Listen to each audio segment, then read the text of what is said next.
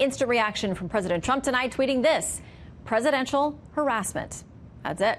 Okay, let's turn to National Security Attorney Bradley Moss. Republican Congressman from Florida, Matt Gaetz, who's on the House Judiciary Committee, they're going to be doing the questioning. Plus, Harvard Law Professor Emeritus Alan Dershowitz, author of the book, The Case Against the Democratic House Impeaching Trump. Welcome to all of you, gentlemen. Good evening, Sharon. Okay, I want to start with something that Congressman Nadler said tonight. Obviously, he is the chairman of the House Judiciary Committee, where impeachment would start, where this hearing is going to take place. Can we play that from the chairman about the subpoena? There is no right to defy a congressional subpoena. The White House might assert some privilege, but when they revealed this, a lot of the information to Mueller and even to private attorneys, they waived the privilege. So I think he'll answer the questions that are put to him because it's his civic duty to do so, and he's an upstanding prosecutor.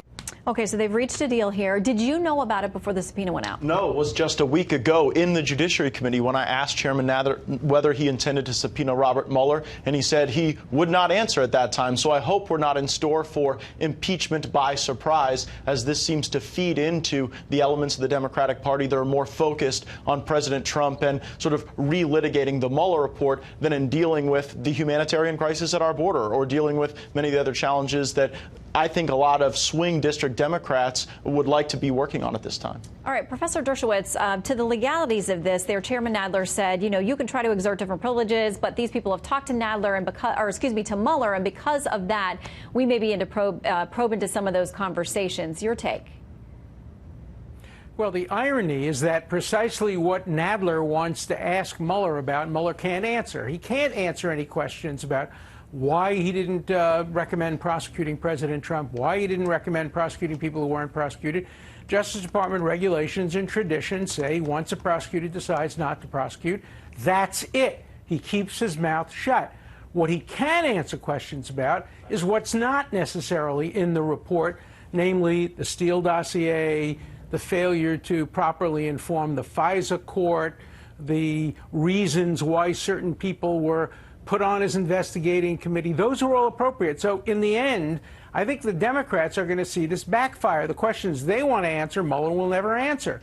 But the questions the Republicans want to ask, Mueller will have to answer because he won't have any privilege or any restrictions on what he can say. So I think this is going to backfire on the Democrats. All right. Bradley doesn't seem convinced. I see a little head shaking over here. What do you make of that assessment? Yeah, I mean, there's a lot of what the professor just said that he actually can't talk about. He can't go into the details of the FISA warrants, not only because Robert Mueller wasn't there, because it's all still classified. There's very limited portions that came out. Same thing with the dossier and all the information that they relied upon it. It's all caught up in this ongoing IG investigation. Robert Mueller is not going to intrude upon that. He's not going to get into those issues. He's going to refer back over and over to what he put in the report. He's probably going to read it line for line at times, if only to reiterate his point. But I remain unconvinced so far as to what we're going to truly get out of this hearing. I'm skeptical at the moment. Well, the chairman of the House Intelligence Committee, Adam Schiff, says this is what they're going to ask about. He outlines some of the questions that they have. Of course, his committee is the one in conjunction with Judiciary that's going to hold this public hearing.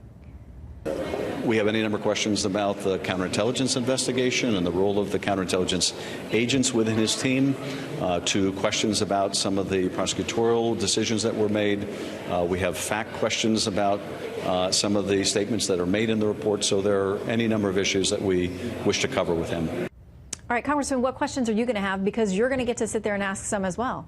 The Mueller team was an HR Chernobyl. Don't take my word for it. Look at the last Inspector General report where the IG, appointed by President Obama, widely respected in the Congress, said that it was inappropriate for Robert Mueller to bring Peter Strzok and Lisa Page onto his investigative team after they had already worked on the Hillary Clinton investigation, that's not something you would normally see. And so I think we have legitimate questions about how all these people ended up on the Mueller team that had a history of donating financially to Democrats, and there didn't seem to be sufficient balance. There may be reasonable answers to those questions, but I think the American people understand that if you've got bad ingredients going into a gumbo, you're going to get a bad gumbo. And if you've got biased people running an investigation, you may end up with a more biased result.